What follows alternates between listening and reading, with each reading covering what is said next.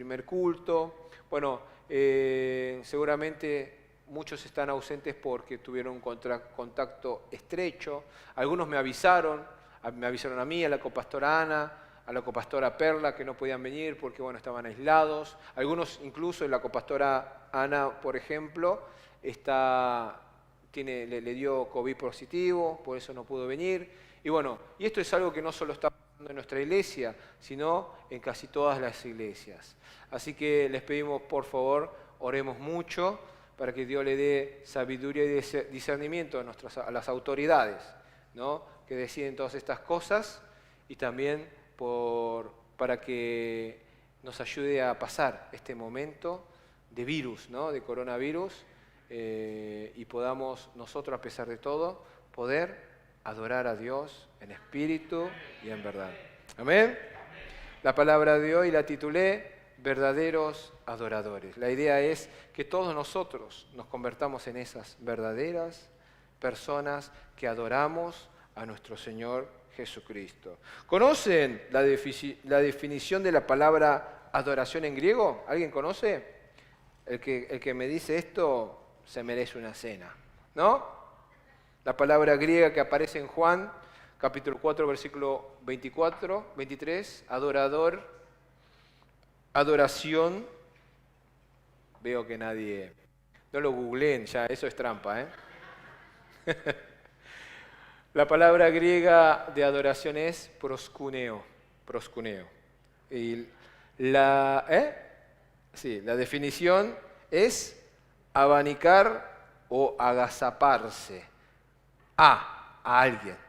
Es decir, literalmente o figuradamente, postrarse en homenaje, hacer reverencia. ¿A quién? A Dios.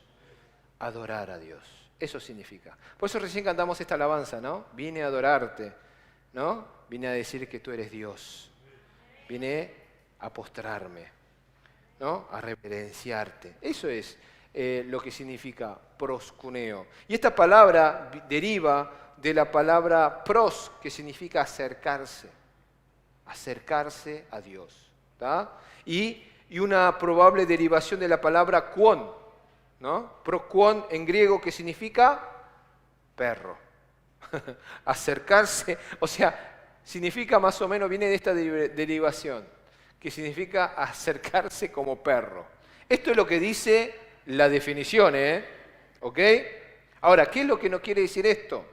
Que significa besar como el perro lame la mano de su amo, así sumiso, confiando en su amo. No es que seamos perros nosotros, no me malinterpreten, ¿no? Sino que es la actitud, ¿no?, de un perro hacia su amo, que lo quiere mucho, le lame la mano, ¿no? Y le hace caso en todo. Aleluya. Viene de esa palabra, de esa derivación. Así que a través de la palabra de hoy veremos 4 puntos muy importantes. En realidad, la palabra adoración, yo tuve una materia en el seminario sobre esto, la adoración.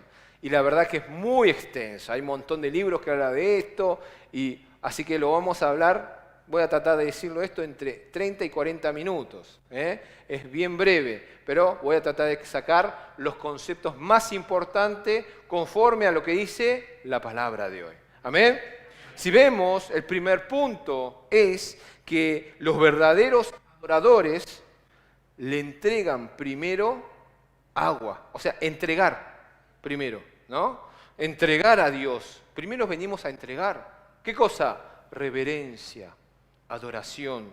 Eso es adorar, entregar. Por ejemplo, en el versículo 8 al 10 habla de eso. Fíjense que dice, sus discípulos habían ido al pueblo a comprar comida. En eso llegó a sacar agua una mujer de Samaria y Jesús le dijo algo. Dame un poco de agua. Dios quiere que nosotros le demos a Dios. ¿Amén? Dame de beber, dice en otra versión. En Reina Valera 1960 dice, dame de beber. Le pidió Jesús. ¿A quién? A esta mujer samaritana. Dios quiere que le entreguemos algo a Dios. ¿Amén? Pero como los judíos no usaban nada en común con los samaritanos, La mujer le respondió, ¿cómo se te ocurre pedirme agua si tú eres judío y yo soy samaritano? Si supieras lo que Dios puede dar y conocieras al que te está pidiendo agua, contestó Jesús, tú le habrías pedido a él y él te habría dado agua que da vida. Esta vida es vida eterna. No es una vida común y corriente, es vida eterna. Señor, si ni siquiera tienes con qué sacar agua y el pozo es muy hondo, ¿de dónde pues vas a sacar esa agua que da vida? ¿Acaso eres tú superior a nuestro padre Jacob, que nos dejó este pozo del cual bebieron él, sus hijos y su ganado? Todo el que beba de esta agua volverá a tener sed, respondió Jesús. Esto que Dios nos está pidiendo que demos es algo que nosotros podemos dar, no es algo que nosotros no podamos dar. ¿Amén? Dios no te va a decir a ti, dame algo que tú no tienes. Dios dice que demos algo que nosotros tenemos. Acá cuando Jesús se refiere, dame de beber a la mujer samaritana, le estaba hablando, dame de beber de esa agua que tú tienes disponible ahí. ¿Amén? Esta es un agua que obtenemos, ¿de dónde? Del mundo. Porque de otro lado nosotros no lo podemos sacar. Es un agua del que debemos volver a tomar.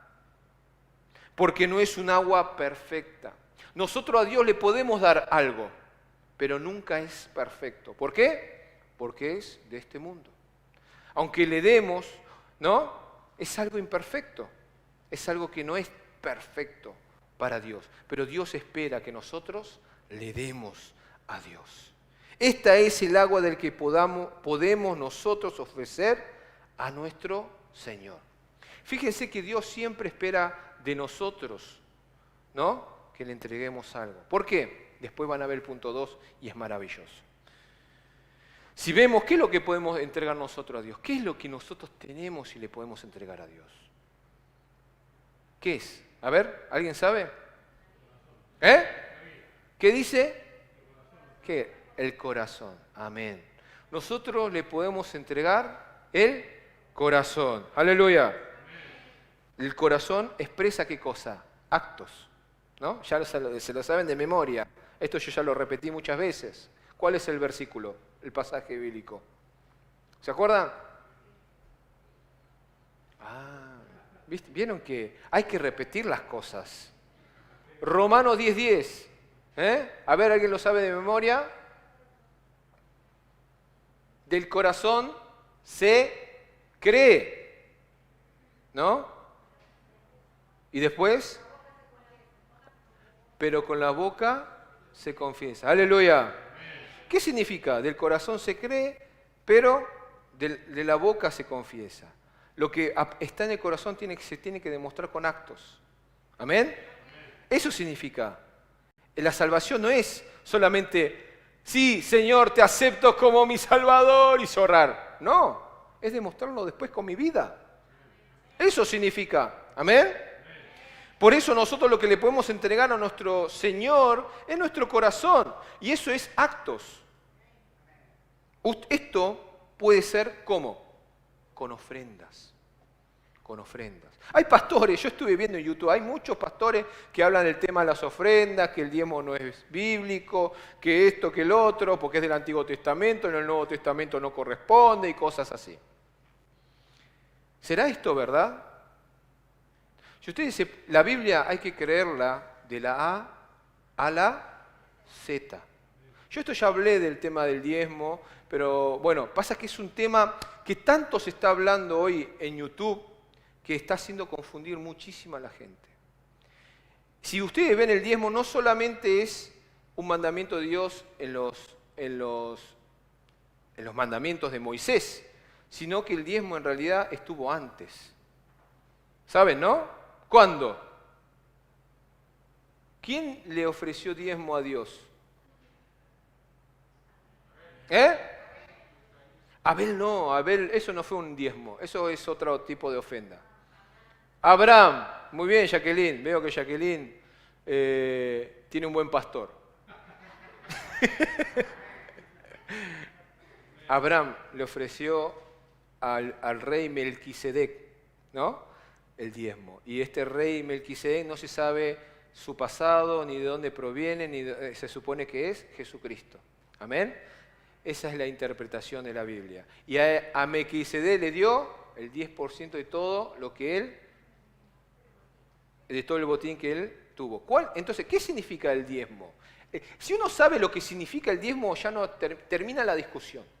¿Qué significa el diezmo? A ver, no es es un impuesto en el Antiguo Testamento, sí, es verdad, pero viéndolo de Génesis hasta Apocalipsis, completo. ¿Qué significa el diezmo? ¿Alguien sabe?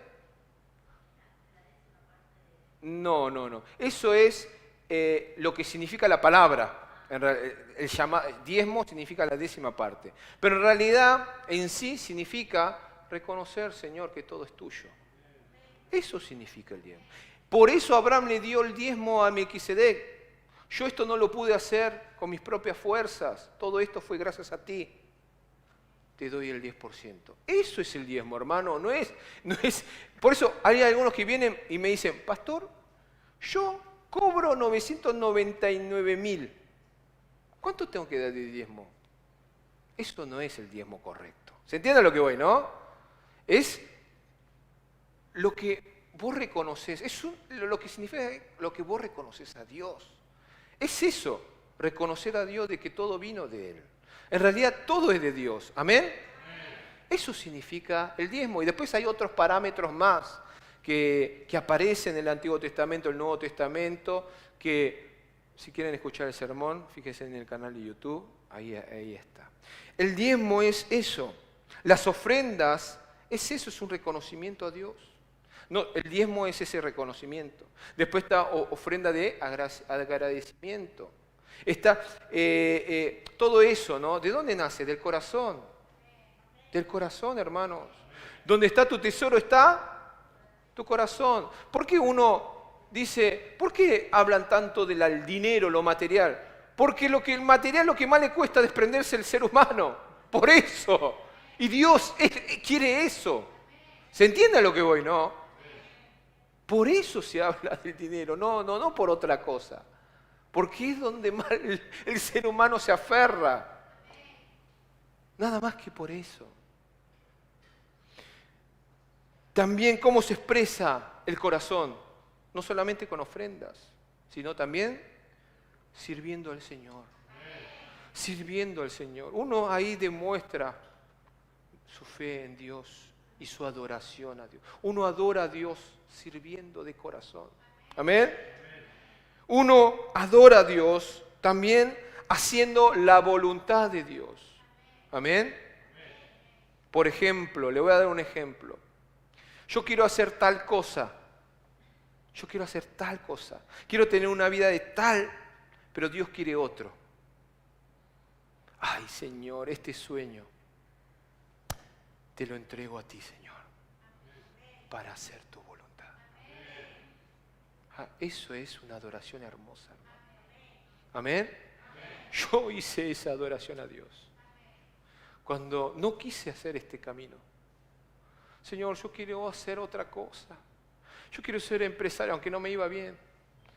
Quiero ser empresario, quiero tener una linda casa, pero Dios me llamó. Y dije, bueno, Señor, todo eso que quería, te lo entrego a ti, Señor. Ahora te sirvo solo a ti. Aleluya. Hoy también me cuesta seguir este camino. ¿Por qué? Porque soy un hombre carnal. El pastor también es carnal, ¿eh? El pastor también es carnal. ¿Por qué me tengo que aguantar a las personas? ¿Por qué me tengo que aguantar todo y no enojarme? ¿Por qué? Yo también quiero explotar algún día. ¿Por qué? Te lo entrego a ti, Señor. Aleluya. Pero no es con nadie de ustedes, ¿eh? No me malinterpreta, ¿eh? Ustedes quizás piensan, ¿a quién odia tanto el pastor? No es eso, ¿eh? No es eso. Pero estoy dando ejemplos. Debemos entregar nuestro corazón haciendo la voluntad de Dios. Después, también, aparte del corazón, ¿qué podemos entregar al Señor?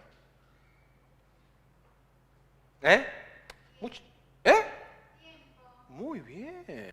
Wow. Muy bien, Santa. Tiempo. Le dedicamos tiempo para Dios. Aleluya. Esto de hacer devocionales a veces parece, uy, puedo aprovechar el tiempo para hacer otra cosa, ¿no? Quizás cocinar a mis hijos, limpiar un poco más la casa, ¿no? Pero es dedicarle tiempo a Dios, hermano. Es dedicarle tiempo a Dios. Aleluya. Hay algunos cristianos que yo a veces, no en esta iglesia, en otras iglesias, en donde yo les pregunto, ¿y por qué faltaste a la iglesia? No, es que tenía que salir con mi familia a pasear, pasamos tiempo juntos en familia y cosas así. O por ejemplo, trabajo de lunes a sábado, un día que descanso tengo que ir a la iglesia, quiero descansar.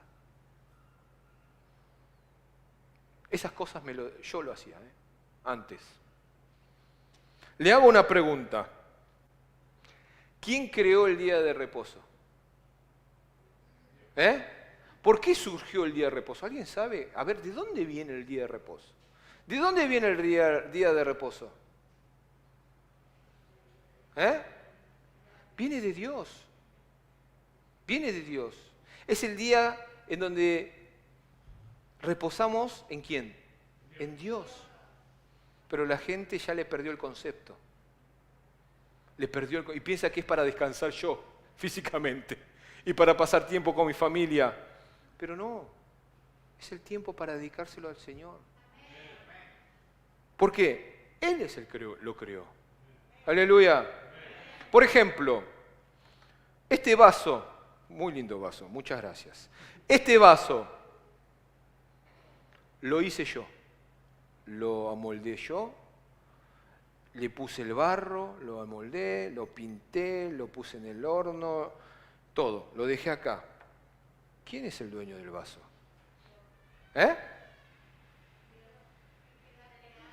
El que lo hizo, ¿no? El que lo hizo, me pertenece, ¿no? Porque yo lo hice. Dios creó el domingo, hermanos, y le pertenece al Señor. Aleluya. El tiempo es dar tiempo, también es una adoración, hermanos. No es una pérdida de tiempo, es una adoración a Dios. Después hay una cosa más, bíblicamente hablando, que le podemos dar al Señor. Está en Romanos capítulo 12, versículo 1 al 2. A ver si aparece en pantalla. Ahí dice.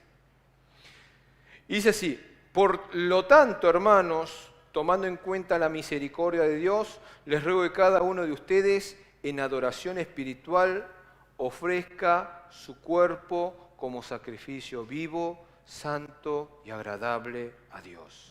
No se amolden al mundo actual, sino sean transformados mediante la renovación de su mente. Así podrán comprobar cuál es la voluntad de Dios, buena, agradable y perfecta. Aleluya. Entonces, lo otro que le podemos dar a Dios es un sacrificio agradable a Dios. ¿Cuál es? Nuestro cuerpo, nuestra vida. Aleluya. Vivir, esto significa, se lo voy a resumir, después lo voy a predicar porque vamos a seguir con Romanos. Significa, en resumen, vivir para Dios.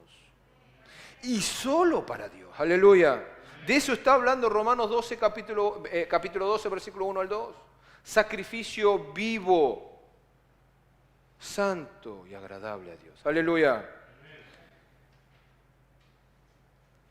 Así, eso es lo que Dios quiere de ustedes. Cuando dice acá Jesús, le dice a la samaritana, dame un poco de beber. Son cosas que nosotros les podemos ofrecer a Dios. Y son estas tres cosas. Aleluya. Esto es porque conoce y uno se lo entrega a Dios. ¿Por qué? Porque conoce a quién se lo está entregando. Aleluya. Hay un principio conectado con las palabras. Si supieras lo que Dios puede dar, si tú supieras lo que Dios puede dar, tú le habrías pedido a Él y Él te habría dado. Aleluya. Si conocieras más de Dios, orarías más, hermano. Eso está diciendo.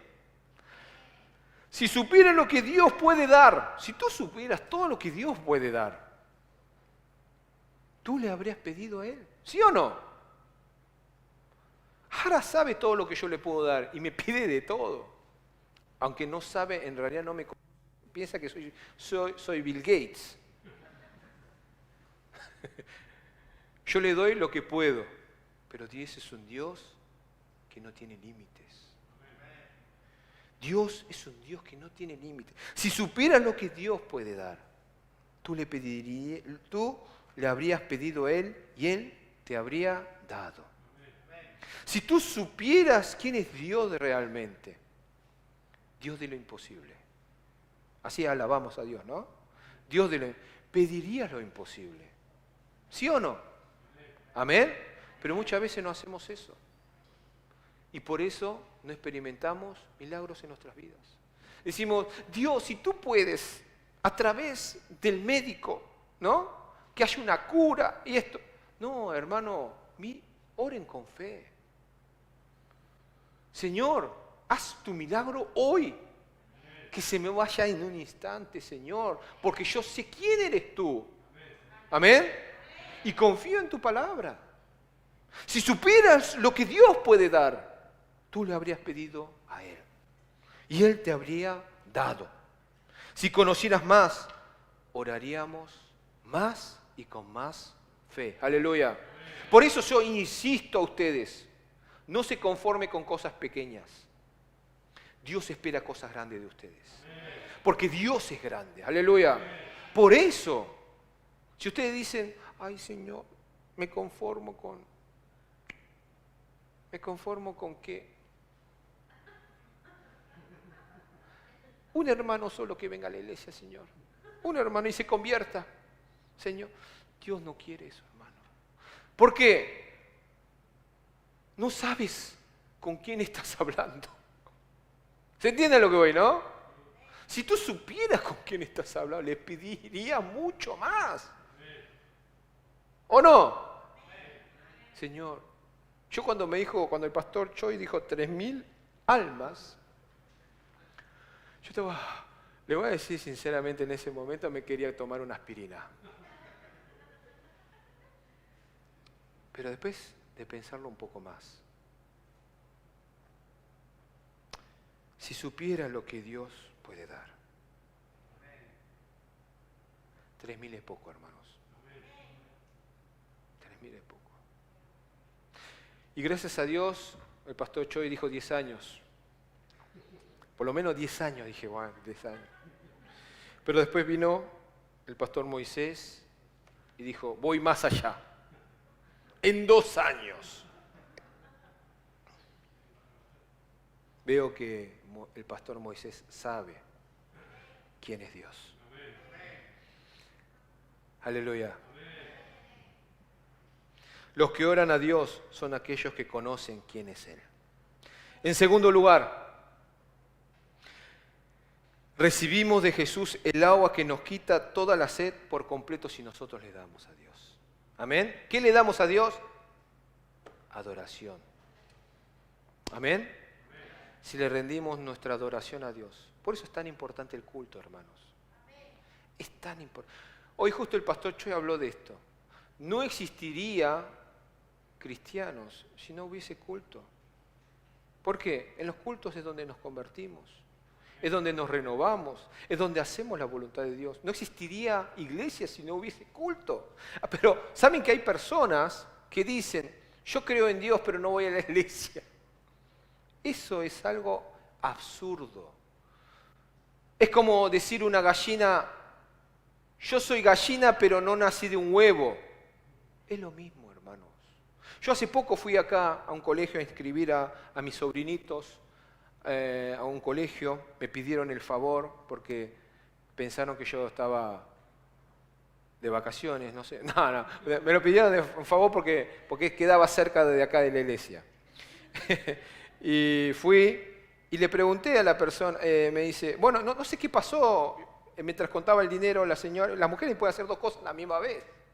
Pueden contar dinero y hablarte. Es increíble. Yo no puedo. Yo hago 1, 2, 3 y me habla, me dice, esperamos un segundito. Pero esta persona se cortaba y decía, ¿usted a qué se dedica? Y yo le digo, aunque no lo parezca, soy pastor, dije, porque estaba en remera, un pantalón corto. Y ahí parase. Y yo le digo, ¿y usted va a la iglesia? Para y hace. Yo creo en Dios. Y sigue. Y ahí me quedé callado. A la pregunta de que si iba a ir a la iglesia, que me diga, yo creo en Dios, significa que no va a la iglesia. Y hay muchas personas así, que piensan que la adoración es tan importante, que rendir culto no es tan importante. Lo único importante es creer. Pero hermano, la gallina no existe si no hay huevo. ¿Amén? Y viceversa. No habría huevo si no habría gallina. Estamos hablando de eso. Versículo 14 y 15 dice así. Pero el que beba del agua que yo le daré no volverá a tener sed jamás, sino que dentro de él esa agua se convertirá en un manantial del que brotará vida eterna. Señor, dame de esa agua para que no vuelva a tener sed ni siga viniendo aquí a sacarla. Esta es un agua diferente del que nosotros podemos ofrecer al Señor. Yo les dije, ¿qué es lo que podemos ofrecer al Señor nosotros? Algo que no es perfecto, que algún día va a acabar, va a desaparecer. Todo lo que le ofrezcamos a Dios algún día va a acabar, va a desaparecer. Pero en cambio Dios nos ofrece algo perfecto. ¿Por qué? ¿Por qué? Proviene del cielo. Aleluya. Esta es el agua perfecta que nos quita la sed completamente. Aleluya. Jesús hizo un juego de palabras con la frase agua viva, porque Él se refería al agua espiritual que apaga la sed espiritual y da vida eterna. Aleluya. Nosotros por eso, hermanos, en las cosas de este mundo, por más que busquemos y tomemos y tomemos y tomemos y tomemos, vamos a seguir teniendo sed. ¿Qué significa esto? Que nunca vamos a tener satisfacción completa, ni con el dinero, ni con lo que sea. Tú tienes un sueño, lo cumpliste, piensas que se te apaga la sed por un ratito, pero después vuelves a tener sed. Así son las cosas del mundo. Aleluya. En cambio, las cosas del cielo no es así. Una vez que la bebes, ya no tendrás sed jamás. Aleluya. Eso significa, si ustedes no quieren tener sed más, beban del agua que viene del cielo. ¿Qué es esta agua del cielo entonces? ¿Qué es lo que proviene del cielo? El Espíritu Santo. Aleluya. El Espíritu Santo. La fe. Todo lo que viene de Dios. La palabra. Vengan a escuchar la palabra. ¿Por qué? Porque quieren recibir el agua que da vida eterna. La palabra viene de Dios, no viene del pastor Chung, Viene de la palabra de Dios, viene de Dios. Es común que las personas intenten satisfacer esa sed interior creada por Dios con muchas cosas o con cualquier cosa excepto por la que Jesús da. La gente está sedienta, ellos quieren, anhelan, buscan, alcanzan, pero solo lo que Jesús da satisface los niveles más profundos del alma y espíritu del hombre. Aleluya. Si tenemos a Jesucristo, lo tenemos todo. No importa lo demás.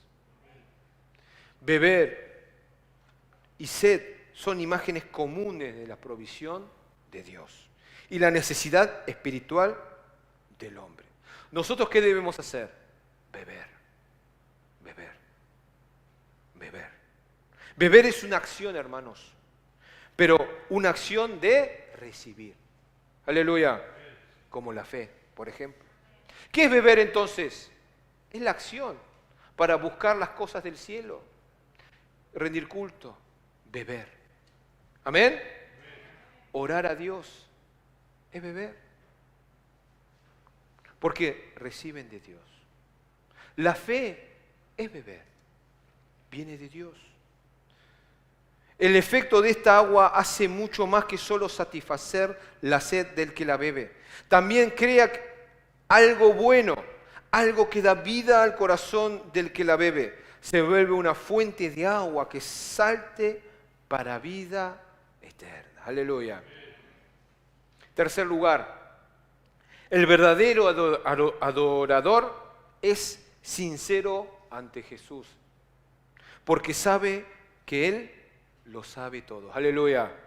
Versículo 16 al 19 dice, ve a llamar a tu esposo y vuelve acá, le dijo Jesús. No tengo esposo, respondió la mujer. Bien has dicho que no tienes esposo. Es cierto que has tenido 5 y el que ahora tienes no es tu esposo. En esto has dicho la verdad. Señor, me doy cuenta de que tú eres profeta. Debemos ser sinceros en la adoración, hermanos. Sinceros, no una adoración fingida, sino sinceros. Porque a Jesús no se le puede engañar. Podrán engañar al pastor. Podrán engañar a los hermanos e inclusive a la familia. Pero a Dios no se lo puede engañar. Una adoración sincera es una adoración con un corazón puro y sincero, sin maldad ni engaños. Por ejemplo, le voy a dar el ejemplo que nos dio la Biblia, Caín y Abel. ¿Conocen la historia de Caín y Abel? En el libro bíblico de Génesis aparece en el capítulo Caín y Abel. Son los 2 primeros hijos de Adán y Eva. El primogénito, Caín, era agricultor y su hermano Abel era pastor de oveja, no era pastor así como que predica. Los hermanos hicieron sacrificios a Dios, los 2. Pero Dios aceptó el sacrificio de Abel y no aceptó el sacrificio de Caín. Ahora, ¿por qué aceptó el sacrificio de Caín y no el sacrificio de Abel? ¿Que Dios prefería a uno y no al otro? No. Si vemos, podemos ver 3 puntos. Esto es porque Caín ofreció lo mejor de su rebaño. En cambio, Abel no. Si vemos en Génesis capítulo 4, versículo 3 al 4 dice la palabra. También después Caín presentó al Señor una ofrenda del fruto de la tierra. Abel también presentó al Señor lo mejor de su rebaño, es decir, los primogénitos con su gracia. Y el Señor miró con agrado a Abel y a su ofrenda. Podemos ver que la diferencia entre Caín y Abel fue que Caín ofreció lo mejor que él tenía. En cambio, Abel eligió así nomás, sin corazón, sincero, y se lo entregó al Señor. Muchas veces nosotros hacemos eso. ¿Por qué? Porque lo hacemos por costumbre.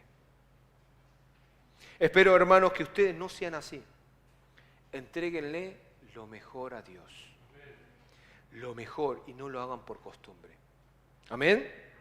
Luego, podemos ver que Caín dio una adoración sincera, en cambio Abel no. Si vemos en Génesis capítulo 4, versículos 5 al 7, la palabra dice, pero no miró así a Caín ni a su ofrenda, pero por eso Caín se enfureció y andaba cabizbajo. Entonces el Señor le dijo, ¿por qué estás tan enojado? ¿Por qué andas cabizbajo? Si hicieras lo bueno, podrías andar con la frente en alto.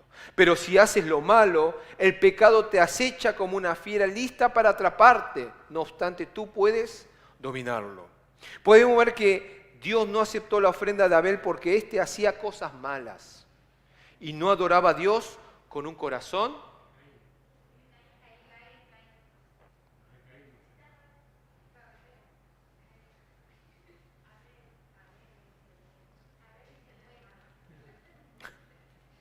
Perdón, tienen razón. Me confundí yo. Podemos ver que Dios no aceptó la ofrenda de Caín porque éste hacía cosas malas y no adoraba a Dios con un corazón sincero. Un corazón sincero es vivir una vida acorde a la voluntad de Dios. A veces podemos equivocarnos, sí, es verdad, podemos equivocarnos. Pero eso no significa que nuestro corazón cambió. Si uno tiene un corazón sincero, es aquel que se equivoca uno que tiene un corazón sincero es aquel que si se equivoca y peca, se arrepiente de todo corazón y no vuelve a hacerlo. Y podemos ver que Caín fue temeroso de Dios y Abel no lo fue. Y Caín no lo fue. Están atentos. Veo que están atentos por lo menos. ¿Amén? Caín pensó que a Dios se le puede engañar. Ofreciéndole una ofrenda llena de maldades y engaños. Los que viven pecando, a pesar de que saben que están mal, son aquellos que no conocen la verdad sobre Dios. Hay algunos que saben que están haciendo una vida de pecado. Están viviendo en pecado, pero no cambian porque piensan que Dios es misericordioso y lo entiende todo. Ay, pero igual Dios me entiende. Es verdad, la Biblia dice que Dios es bueno y misericordioso. Pero Dios no es tonto. Dios no es tonto. El que piensa de esta manera y sigue pecando es porque no conoce la verdad de Dios. Ignora a Dios. Ignora la verdad como Caín. Fíjense en lo que hizo luego Caín. Luego de enterarse por qué Dios no aceptó su ofrenda, ¿cómo reaccionó? Versículo 8 dice, cuando Caín habló con su hermano Abel, mientras estaban en el campo, Caín atacó a su hermano y lo mató. Actuó de mala manera. En cuarto lugar, el verdadero adorador adora en espíritu y en verdad. Aleluya. Versículo 20 al 24 dice, nuestros antepasados adoraron en este monte, pero ustedes los judíos dicen que el lugar donde debemos adorar está en Jerusalén. Créeme, mujer, que se acerca la hora en que ni en este monte ni en Jerusalén adorarán ustedes al Padre. Ahora ustedes adoran lo que no conocen. Nosotros adoramos lo que conocemos, porque la salvación proviene de los judíos. Pero se acerca la hora y ha llegado ya en que los verdaderos adoradores rendirán culto al Padre en espíritu y en verdad. Porque así quiere el Padre que sean los que le adoren. Dios es espíritu y quien lo adoran debe hacerlo en espíritu y en verdad. Aleluya. Jesús le habló de un tiempo en el que la adoración ya no se centraría ¿en qué? En lugares. Ya la adoración no se centra en dónde lo hago. La adoración se puede hacer donde uno quiera. Cuando se hace en espíritu y en verdad. Es como el bautismo. Muchos se fijan en la ceremonia, tiene que ser así, de esta manera. Pero no es eso lo importante. Lo importante es la confesión. Lo mismo pasa acá con la adoración. No importa el lugar ni el cómo, cuando se hace de un corazón sincero. Esa es la verdadera adoración a Dios. Acá podemos ver que entre los judíos y los samaritanos discutían. Hay que adorar en Jerusalén. Eso decían los judíos. Los samaritanos decían, no, hay que adorar en el monte Gerizim. Pero Jesús dice, no, ya no hay más. Ya va a llegar la hora en que eso va a desaparecer. Lo importante no es el lugar, es adorar a Dios en espíritu y en verdad. Aleluya. La grandiosa obra de Jesús traería una adoración más grande y más espiritual. Con estas palabras Jesús describió la base de la adoración verdadera. No se encuentra en lugares ni adornos, sino en espíritu y en verdad. Adorar en espíritu significa que usted está preocupado con las realidades espirituales y no de lugar, y no físicos. No tanto en los lugares o en los sacrificios externos, purificaciones y adornos. Uno está concentrado a Dios, a adorarlo en espíritu. Amén. Adorar en verdad significa que usted adora de acuerdo a todo el consejo de la palabra de Dios, especialmente a la luz de la revelación del Nuevo Testamento. También significa que usted se acerca a Dios en verdad, no pretendiendo o como un simple muestra de espiritualidad. Aleluya. Y voy a concluir, hermanos. Queridos hermanos, de la primera iglesia latina presbiteriana Cheil, procuren todos ser verdaderos adoradores. Que primero entreguen a Dios corazón, tiempo, sacrificio agradable al Señor, que es nuestro cuerpo. Y así recibiremos de Jesús, ¿qué cosa? La gracia de Dios, el Espíritu Santo, la fe, todo lo que nosotros necesitemos para seguir esta vida de fe. El verdadero adorador es sincero ante Jesús, sincero en su forma de vivir, sincero en su forma de adorar a Dios, porque Él sabe que Él lo sabe todo. A Dios no se le puede engañar, hermanos, a Dios no se le puede engañar. El verdadero adorador es el que adora en espíritu y en verdad, y se enfoca en lo espíritu, en lo espiritual, y se enfoca en la palabra de Dios. Amén. Espero que todos ustedes sean este tipo de adoradores.